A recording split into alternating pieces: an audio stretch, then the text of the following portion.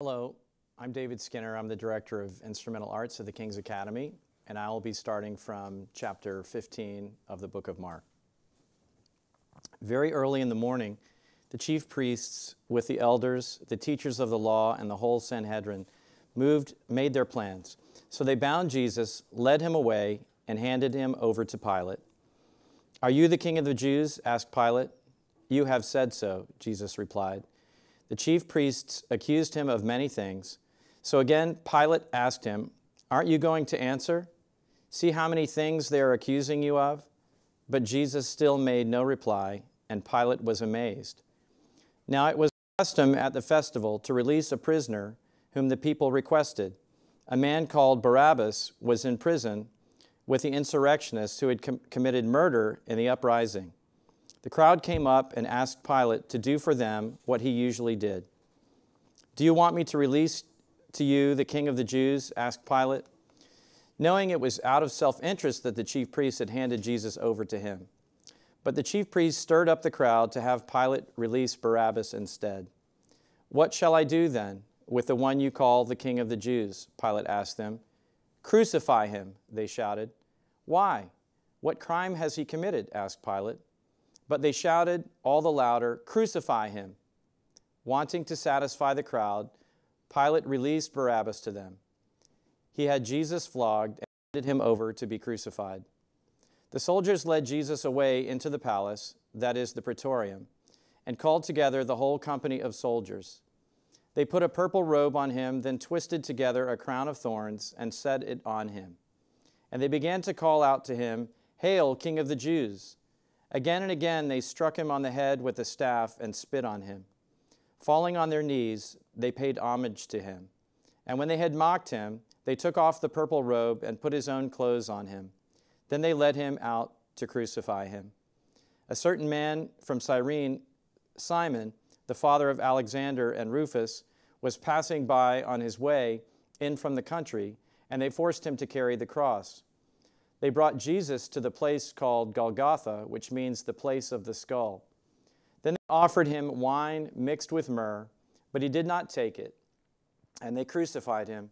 Dividing up his clothes, they cast lots to see what each would get. It was 9 a.m. when they crucified him. The written notice of the charge against him read, "The King of the Jews." They crucified 2 rebels with him, one on his right and one on his left. Those who passed by hurled insults at him, shaking their heads and saying, "So, you who are going to destroy the temple and build it in 3 days, come down from the cross and save yourself." In the same way, the chief priests and the teachers of the law mocked him among themselves.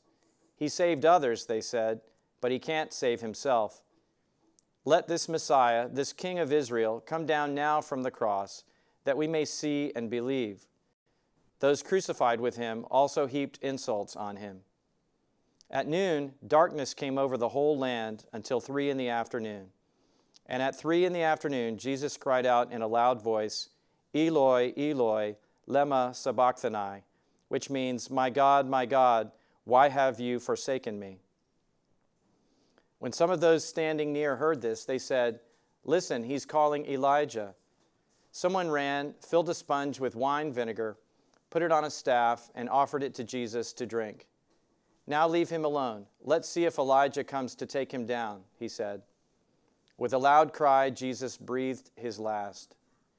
The curtain of the temple was torn in two from top to bottom, and when the centurion who stood there in front of Jesus saw how he died, he said, "Surely this man was the Son of God." Some women were watching from a distance. Among them were Mary Magdalene, Mary the mother of James the younger, and Joseph, and Salome. In Galilee, these women had followed him and cared for his needs. Many other women who had come up with him to Jerusalem were also there. It was preparation day, that is, the day before the Sabbath. So as evening approached, Joseph of Arimathea, a prominent member of the council, who was himself waiting for the kingdom of God, went boldly to Pilate and asked for Jesus' body. Pilate was surprised to hear that he was already dead. Summoning the centurion, he asked him if Jesus had already died. When he learned from the centurion that it was so, he gave the body to Joseph.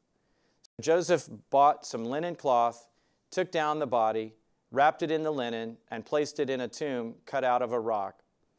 Then he rolled a stone against the entrance of the tomb. Mary Magdalene and Mary the mother of Joseph saw where he was laid.